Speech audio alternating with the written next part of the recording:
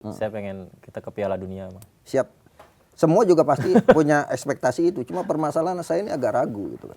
Nggak boleh ragu, Iya, Bang. enggak. Optimis. Bukan, ragunya kenapa? Ragu karena Patrick Kluivert atau? Bukan, karena saya ingin mengatakan bahwa kekuatan uang ini sangat besar juga untuk mempengaruhi orang lolos Piala Dunia gitu. Itu katanya jebakan Batman dari Bang Akmal dan Erick Thohir dan kawan-kawan itu Iya. kasih pemain yang itu kan. Itu kata netizen ya. Iya. Supaya dipecat ya. Emangnya Akmal itu siapa bisa menentukan pemain kan?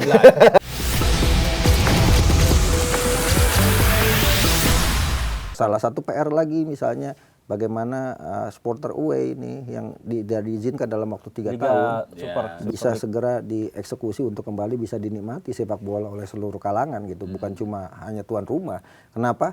Kan 3 tahun banyak yang mempertanyakan, ada nggak surat FIFA-nya? Ya kan, larangan away itu, sementara PSSI menyatakan ini larangan dari FIFA gitu kan, sampai kemudian sempat di Bali dipertanyakan sama kawan-kawan itu semua.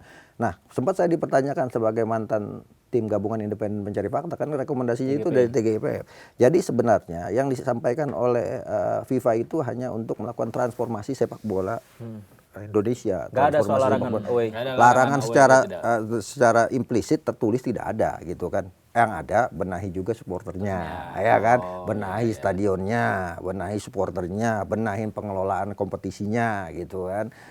Sehingga itu yang diminta oleh FIFA ketika bertemu dengan Presiden Jokowi pasca tragedi Kanjuruhan. Dan ini kan problem-problem yang harus dilakukan, termasuk impres percepatan pembangunan sepak bola nasional kan juga hanya sekedar kitab suci yang eksekusinya tidak semua. Bahkan itu kan melibatkan 14 kementerian, Menteri Pendidikan mana, Menteri Kesehatan mana gitu kan. Yang kelihatan kan cuma PSSI sama Menpora gitu kan. Nah, ini kan PR-PR yang harus Banyak PR-nya. dibenahi. Ya, termasuk itu minta anggaran lebih banyak. Sekarang Menteri Pertahanan itu pertahanan 169 triliun. Bahkan sekarang minta Pak Sapri Samsudin minta 178 triliun dinaikkan kan. Iya. Nah, olahraga 2,9 gitu kan. Berapa banyak cabur ya? Padahal olahraga ini alat diplomasi paling ampuh loh. Kayak kemarin misalnya rusuh-rusuh. Ketika kemudian didiplomasikan dengan sepak bola, pada main bola di jalanan. Adem-adem aja gitu. Di luar negeri ketika ada konflik misalnya Irak dengan dengan Israel misalnya, atau kan jalurnya diplomasinya sepak bola, banyak kejadian football for unity. Gitu. Iya. Ada juga tuh kan yang perang saudara gara-gara sepak bola. Betul. Jadi damai kan. Betul, Yang bibir betul. Drogba itu. Iya, jalur Gaza saja yang nggak aman ketika main bola semua tidak mempermasalahkan perbedaan dia orang Israel atau orang Palestina kan gitu. Iya. Kalau bicara soal sepak bola sih, saya pengen kita ke Piala Dunia, Bang. Siap. Semua juga pasti punya ekspektasi itu. Cuma permasalahan saya ini agak ragu gitu kan. Nggak boleh ragu, Iya, Bang. enggak. Optimis. Bukan, ragunya kenapa? Ragu karena Patrick Kluivert atau? Bukan, karena ada permasalahan-permasalahan non teknis yang harus kita siapkan secara mental. Yang pertama, ini kan babak keempat ini digelar di Arab Saudi dan Qatar. Tuan rumahnya mereka. Mereka tuan rumah, dua-duanya Timur Tengah. Sponsornya Iya. dari Arab Dari Saudi, Arab Saudi. Qatar, Qatar, dari Qatar Qatar, gitu ya. kan. Artinya secara non teknis Qatar dan Arab Saudi sudah memesan 2 tiket untuk ke Piala Dunia gitu. Habis secara dong, non habis teknis. dong, ya. Ya tinggal Sisanya babak ke putaran 5. kelima gitu kan. Nah sekarang adalah jadwal juga kan, jadwal kan merugikan Indonesia. Indonesia main dulu lawan Arab Saudi di tanggal 8, tanggal 11 melawan Irak. Arab Saudinya istirahat. Arab Saudi tunggu capek Irak baru main lawan Waktu itu Irak gitu kan. lobby ya? Erick Thohir ngelobi. Betul. Tapi beda jam ya? Beda jam saja yang akhirnya terjadi perubahan gitu. Nah, ini yang jadi problem. Yang kedua, non teknisnya lagi kan wasitnya juga dari Kuwait ya kalau nggak salah. Kuwait, Abdullah Al-Jamali gitu kan. Dan ini harus diprotes sama PSSI. Bagaimanapun walaupun dia beda negara dengan Arab Saudi, kulturnya sama-sama Arab gitu. Jazirah Arab ya? Dia bisa ngomong pakai bahasa Arab, orang Indonesia nggak bisa ngomong pakai bahasa Arab. Bisa ada alat komunikasi tertentu dengan menggunakan bahasa Arab yang mereka saling paham, kita tidak paham gitu kan. Nah, ini yang harus menurut saya Pak Erick Thohir ini harus ngeluarin bikin Sebelum ke situ, surat. semua ini disengaja, Bang? Apa? Semua ini disengaja berarti? Iya, kan sekarang sepak bola itu kan tuan rumah, tiket sponsorship itu semua emang diatur tuh. ya kan kita tahu Arab duitnya aja nggak berseri gitu. Iya. Berarti sepowerful Erick Thohir pun nggak mempan ya. Se-powerful Pak Erick Thohir, sedekatnya dengan Gianni Infantino, bahkan kantor FIFA-nya ada di Sudirman, samping-sampingan dengan kantor LIB, nggak bisa untuk lobby. Artinya ya kita harus mengatakan, saya ingin mengatakan bahwa kekuatan uang ini sangat besar juga untuk mempengaruhi orang lolos Piala Dunia gitu kan. Nah, dan kita uang juga tidak, uang mungkin bisa diusahakan, tapi juga pemain kan juga kualitasnya juga harus disiapkan. Dan secara itu, walaupun sekarang misalnya kita dengan Arab Saudi, 14 pertemuan dengan Arab Saudi kita sekali menang kemarin sama Sintayong 2-0 lewat gol Marcelino, 2 kali imbang pertama adalah Sintayong juga, imbang yang kedua adalah ketika eranya Hamka dan Hamka Hamzah ketika main di Malaysia, pelatih Arab Saudi ketika itu perang Raikat, kita menang, sisanya kita imbang 2 kali, sisanya kita kalah. Lawan Irak dari iya, dari 9 pertemuan kita nggak pernah, kita pernah menang 2 kali, tapi itu tahun 1968 ketika kualifikasi Olimpiade. Plus yang terakhir di tahun 2000 Piala Kemerdekaan. Tapi kan yang dikirim Irak ketika itu bukan tim utama gitu kan. Nah belakangan kan kita 3 kali kalah lawan Irak kan. Kita kalah 3-1 di Piala Asia. Kita kalah 5-1 di kualifikasi, di GBK kita kalah 0-2. Irak ini kan lebih dekat kepada Eropa karena Persia kan badan besar dan sebagainya. Ini adalah problem. Tapi kan ya nggak ada yang tidak mungkin sebenarnya di sepak bola. Tapi saya ingin mengajak kita realistis gitu kan. Realistisnya adalah bahwa kita sebenarnya belum sampai ke level Piala Dunia. Iya, belum layak sebenarnya. Tapi FIFA dan publik dunia menginginkan Indonesia lolos. Karena Indonesia apa? Pasar sepak bola paling besar loh. Apalagi Piala Dunia digelar di Amerika, Kanada, ya kan, yang mainnya jam 5 subuh, jam 8 pagi. Orang Indonesia kan lebih milih bolos dibanding kerja. Lebih memilih nonton bola dibanding kerja kan gitu kan. Dulu waktu saya kecil misalnya ada Mike Tyson main tinju, itu semua orang bolos tuh. Iya kan untuk nonton. Betapa kita passion bolanya, olahraganya sangat tinggi, apalagi ini. Makanya kita ada potensi untuk itu. Saya sih di sinyal-sinyal ada harapan sebenarnya, tapi harapan saya tidak terlalu mau ekspektasi tinggi, misalnya masuknya Adidas sebagai sponsor kita nantinya. Bagaimanapun Adidas kan kekuatan dunia. Terusnya kantor, ya barangkali Arab Saudi bisa melobi dengan duit, Pak Erick juga bisa melobi Gianni Infantino kan. Tapi kan kebijakannya kan sekarang adalah untuk kualifikasi Piala Asia kan ke AFC.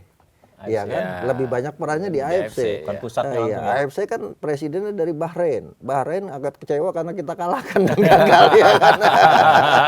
Itu dendam. Itu faktor non teknis. Jadi menurut saya adalah kita juga harus realistis gitu kan. Kita punya harapan untuk bisa lolos, tapi kita harus realistis, jangan sampai kemudian ketika kita gagal kita ngamuk-ngamuk gitu kan. Tapi kan tunggu, itu kan kualitas pemain kita dengan naturalisasi yang sekarang kan udah jago-jago. Kenapa sih Serie A, Verdong, kenapa Bang bilang belum layak di Piala Dunia? Itali betapa timnya tidak bagus pemain-pemainnya, pernah nggak lolos Piala Dunia? Iya nggak lolos sih. Iya kan? Iya kan, Belanda. Iya kan? Betapa bagus mainnya, nggak lolos Piala Dunia, Piala Eropa juga nggak lolos. Artinya kan lolos tidaknya tidak amat tergantung dengan apakah pemain ini hebat dan sebagainya, tapi bagaimana tim ini punya kesolidan yang baik. Dan ini masih ada problem di tim nasional kita. Transisi dari era Sintayong ke Patrick Kluivert kan masih dalam proses coba-coba nih kan. Jadi kan gaya bermain STY dengan gaya bermain Kluivert itu kan berbeda. STY kan staying power, counter attack ya. Ditunggu kemudian ditunggu lengah gas. Sementara Patrick Kluivert ball position lebih banyak kan. Berapa kali kemarin kita bahkan lawan Lebanon 81% penguasaan bola. Itu dikritik juga itu. Iya, tapi kan ball sekarang banyak, betul. Ada.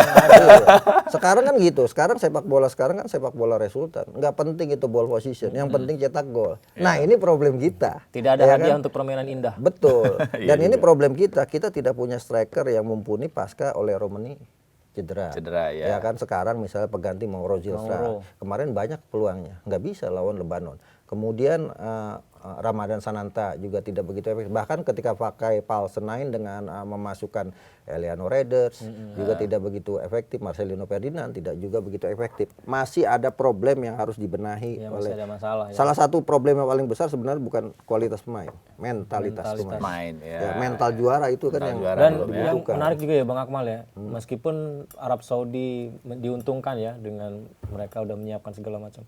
uji coba mereka loh. Kemarin menang kan lawan Makedonia apa ya, kalau nggak salah ya. Mereka uji cobanya serius loh di jelang putaran 4 ini. Iya, kita juga sebenarnya uji cobanya Emang juga kita nggak serius bang uji cobanya? serius sebenarnya. Dua uji coba. kandang lawan Taipei sama itu imbang dan menang. Iya kan tadinya kita Menurutku lawan sih Kuwait gitu Kayak kan. lawan Tapi anak kemudian secara klub kalau Tarkam lawan gitu. Taiwan kita menang 8-0, wajar kan. Taiwan itu kelas Brunei Darussalam. Iya. Tarkam ya, Tarkam lah. Karena Brunei Darussalam, Timur Leste itu kelas Taiwan gitu. Iya. Nah, jadi kalau kita uji coba, memang harapannya kita kan kita bisa uji coba dengan Iran. Iya, Iran. Ya kan, misalnya untuk melihat bagaimana kekuatan Irak gitu kan dengan Kuwait kemarin misal nggak jadi sih, Yordania, ya kan, atau siapa yang sudah lolos Uzbekistan misalnya Uzbek, kan. ya. Kita kan harapan itu. Cuma kan permasalahannya juga pelatih bisa melihat kalau kita uji coba dengan tim yang di atas level kita kalah, mental kita drop.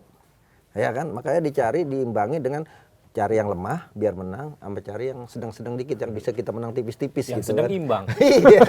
Libanon. Jadi masih sebenarnya saya melihat masih ada problem. Jadi saya tuh tidak berekspektasi terlalu tinggi. Harapan itu ada gitu kan. Jangan pernah berhenti berharap kan seperti itu. Tapi kita juga harus realistis. Level kita belum sampai untuk Piala Dunia. Piala Asia aja belum bisa kita lewatin. Paling banter kita lolos kan babak 16 besar kan, babak knockout. Itu pun langsung gagal. Kemarin di Sintayong juga gagal. Kita kalah dari dari Australia langsung kan dengan skor besar juga 4-1 waktu 4-1, itu. ya. Sebelumnya kita juga tidak begitu baik di Piala Asia juga. Jangankan itu, Piala AFF, U23 ya? jangankan gitu, Piala AFF yang dibilang Piala Ciki sama kawan-kawannya kita nggak pernah juara, ya kan? Ya waktu itu pemainnya belum lengkap. Pemainnya bukan pemain-pemain yang sudah. Ya kan kalau Piala Tapi kan itu katanya jebakan Batman dari Bang Akmal dan Erick Thohir dan kawan-kawan itu Iya. kasih pemain yang itu kan. Itu kata netizen ya. Iya, Supaya dipecat ya. emangnya Akmal itu siapa bisa menentukan pemain kan? Lah itu makanya kan Iya, soalnya kan? ini gerakan Betul. jenderal-jenderal yang hilang tapi kan tadi. tapi kan yang saya tahu misalnya itu keinginan Sintayong untuk menggunakan pemain-pemain muda. Mungkin juga kan STI akan berpikir kalau gue pakai pemain muda, gue menang, gue juara, itu akan naikkan nama gue gitu. Tapi kalau kemudian seandainya gagal, ya wajar orang-anak muda semua yang main. Kan bisa seperti itu juga. Dia yang milih apa ini nih udah di Yang milih kan pastinya Sintayong yang milih kan. kalau yang Karena milih yang Bang saya Akmal? dengar juga sebenarnya diserahkan tuh mau Ramadan Sananta, Rafael Strike kalau mau diikutkan akan Ramadan Sananta, kemudian pemain-pemain yang Liga 1 kan banyak yang nggak main. Kan. Tapi Sintayong kan milih pemain-pemain usia 23 lebih banyak gitu kan. Kalau yang ini Bang Akmal, Vandenberg. Nah. Vandenberg pemain pilihannya loh, tapi nggak ada Jenner. Iya problem Terus kan dibandingin STY timnas U23-nya bisa sampai lolos semifinal di sekarang Piala kan Asia. gini, Rafael Strike juga udah mulai turun kan. Pasca dia pindah ke Brisbane Roar tidak banyak main. Sekarang main di Dewa United dan juga tidak banyak main juga gitu kan.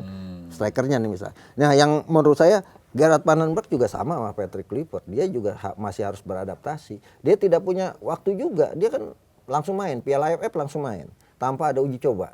Ya kan? Ya, kita harus lihat juga secara objektif. Waktu zaman Coach Sintayong, pelatnas dulu di mana? Di Korea Selatan. Maksudnya kenapa Vandenberg tidak memanggil Marcelino? Nah ini dia problemnya. Ini yang saya mau kritisi gitu kan. Kenapa kita tidak pakai skala prioritas? Ketika tampil di kualifikasi Piala Asia, oke lah Piala AFF dianggap Piala Ciki kan. Kualifikasi Piala Asia kenapa kita nggak pakai skala prioritas? Misalnya Nathan Choaon, Ivar Jenner, Marcelino. Toh Justin Hubner nggak dimainin juga sama Patrick Kluivert di uji coba melawan Lebanon dan melawan China Taipei gitu. Kenapa dia tidak dimasukkan ke tim kualifikasi Piala Asia? Karena menurut saya di tim kualifikasi Piala Asia itu tidak ada leaders di sana yang punya kematangan gitu. Andaikan di belakang ada Justin Hubner, ya kan? Ada kemudian di tengahnya ada Nathan Choaon, ada Marcelino Ferdinand gitu kan. Bahkan ada pemain yang usia 21 kita Mauro Zylstra atau Emiliano Renders, Emiliano Jonathan, iya kan? Emiliano Jonathan atau, iya kan? Dia kan harusnya kemarin kan mainnya juga di Indonesia, ditaruh di sana aja dulu skala prioritas, gitu kan? Karena apa? Target kita lolos Piala Asia, gitu kan? Sementara yang ini uji coba, gitu kan? Kenapa itu tidak digunakan? Itu kritik saya, gitu kan? Padahal kita masih punya pemain-pemain yang punya potensi untuk melawan Korea Selatan dengan dengan mentalitas yang lebih baik, dengan kualitas yang lebih baik. Sebenarnya kan sejak kita imbang lawan Laos itu udah tanda tanya besar kita nggak bisa lolos. Dan ditambah lagi ketika kita Iya, berada Bang. satu grup, saya ingin mengatakan bukan ini ya, ingin mengatakan kenapa kita kemarin lolos Piala Asia waktu era Sintayong. Sintayong. Hasil undian juga berpengaruh. Kita waktu kualifikasi lawannya Turkmenistan dan Cina Taipei waktu itu kan, ya kan, yang levelnya di bawah kita. Yes. Nah sekarang kita satu grup dengan Korea Selatan. Berapa kali kita nggak lolos Piala Asia U23 karena kita satu grup kalau nggak Jepang, Korea Selatan, Australia, gitu kan. Sehingga kita tidak bisa lolos karena yang lolos hanya satu tim. Tapi kemarin kalau Laos bisa menang, bisa lolos. Ya kalau lawan Laos Runner up bisa, ya lawan Laos bisa menang, setidaknya lawan Korea Selatan kita juga bisa imbang misalnya. Ada potensi ke arah sana karena kita tidak ada beban. Kemarin kan kita ada beban harus menang lawan Korea Selatan. Iya. Sehingga kemudian permainan tim tidak begitu maksimal. Walaupun penguasaan bola lagi-lagi milik Indonesia 51% berbanding 49% kan. Nah, tapi kan itu kan tidak kemudian dijadikan acuan bahwa kita itu unggul dari Korea Selatan. Bagaimanapun Korea punya mentalitas Itu loh. juara yang kita belum punya. Yang gitu. akhirnya netizen tuh membandingkan giliran Sintayong memilih pemain tapi sampai semifinal, giliran Vandenberg memilih pemain salah, nggak ada yang kritik, kesannya begitu. Dan waktu itu Bang Akmal bilang stay out kan. Nah Iya, kalau Bang. ini Vandenberg out gak? Saya kan bilang stay out kemarin itu kan ketika sudah 5 tahun kita tidak ada legacy yang kita dapatkan. Piala, Kalau ini masih Piala, diampuni gitu ya. ya kan? Nah, sekarang masih sumur jagung gitu kan. Sekarang kita harus tahu nih targetnya Vandenberg ini U23 apa? Kan kita belum tahu kan. Gak ditanya Bang, kan Apa? punya teman banyak. Ya salah satu targetnya kan sebenarnya lolos Piala Asia U23 gitu kan. Cuma juga kita harus lihat juga persiapannya juga tidak begitu Dia termasuk nggak panjang ya, Bang, ya? Nggak panjang. Dia kan datang langsung main. Cuma latihan 2-3 kali langsung main. Latihan 2-3 kali langsung main. Artinya ada persiapan yang tidak begitu matang, sementara pemain Indonesia itu belum bisa kalau persiapan sikat seperti negara-negara Eropa gitu kan. Nah kalau mau bicara misalnya Sintayong menang lawan Korea Selatan gitu kan. penalti. Lewat adu penalti. Sepak bola kan butuh hoki juga. Itu yang saya sering Berarti dikata-katain sekarang sebenarnya juga. SDE itu menang hoki gitu. Ya, termasuk Gerard Vandenberg tidak hoki. Tidak berarti hoki. Kan? Ya kan? Tapi ada hoki Caraka. Hoki Iya, Caraka gimana main. itu? Hokinya juga nggak hoki gitu.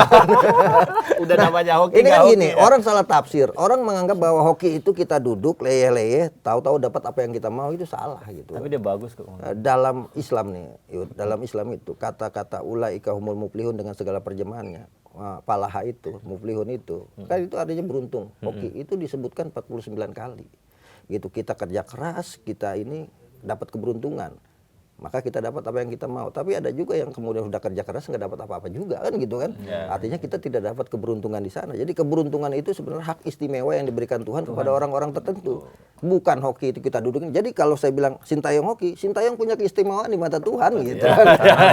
Ikhtiarnya ya, Bang. Iya lagi ya. Ikhtiarnya. Iya, itu yang salah diterjemahkan oleh netizen kita gitu kan. Jadi sebut nyampe sekarang tuh hoki enggak tuh, Vandenberg hoki enggak. Semua orang punya hokinya masing-masing gitu. Semoga saya banyak hokinya juga. Amin. Amin. Tapi nggak mau seperti hoki Caraka kan? Hoki Caraka bagus. Mainnya bagus loh. Waktu Terakhir. lawan Korea Selatan. Lawan Korea Selatan. Walaupun nggak nyetak gol ya. Betul. Lawan Korea Selatan yang saya lihat bagus mainnya Hoki Caraka dan kiper. Jangan lupa Iya. apa namanya Cahya Supriyadi. Kalau bukan Cahya Supriyadi kita kebobolan banyak gol. Tapi saya melihat gini, saya nonton sama Coach Widodo Cahyono Putra gitu kan di Sidoarjo. Dia bilang, apa bedanya pemain Indonesia dengan pemain Korea Selatan? Pemain Korea Selatan itu sudah menghilangkan egonya. Jadi dia bermain sebagai sebuah tim. As a team. Kalau kita masih mengandalkan ego kita, giring sendiri gitu kan. Kemudian ada momen-momen yang harus diumpan, tidak diumpan. Nah ini problem sepak bola kita gitu kan. Nah problemnya ada di mana? Di pembinaan. Ketika pembinaannya tidak berjalan sesuai dengan filosofi bermain sepak bola kita, maka kedepannya ya waktu STI bilang passing-passing tidak begitu bagus dan sebagainya gitu kan.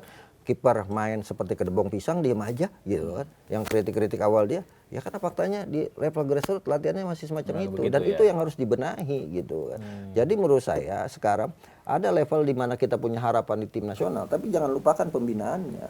Jadi PSSI sekarang di bawah Pak Erick Thohir, apalagi sekarang jadi Menpora, harus fokus membangun pembinaan usia muda kita gitu. Ya, akademi Jalannya, betul, kompetisi usia muda, kerjasama dengan swasta gitu kan, sehingga kemudian industrinya jalan, pembinaannya juga jalan gitu. Liga Putri juga belum ada. Betul, Liga Putri bahkan ini tadinya tahun 2025 diundur lagi gitu kan. Artinya apa? Belum ada kemauan kita untuk melihat sepak bola putri ini sebagai bagian dari prioritas membangun sepak bola. Masih dianggap anak tiri lah gitu kan. Sampai kemarin waktu kualifikasi Piala Asia kan saya nonton di ini. Direntangkan tuh tim nasional putri kan. Timnas putri butuh kompetisi ya gitu kan. Kan sempet ramai juga tuh karena ditarik itunya kan. Disuruh gulung Pak. Iya. Suruh gulung.